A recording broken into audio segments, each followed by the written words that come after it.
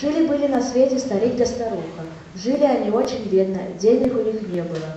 Ходили они в лес по грибы да по ягоды. Иногда дед ловил зверюшек в лесу да рыбу в реке. Вот однажды отправился дед на охоту. Поставил капкан, да и стал ждать. Да пошел собирать грибы пока.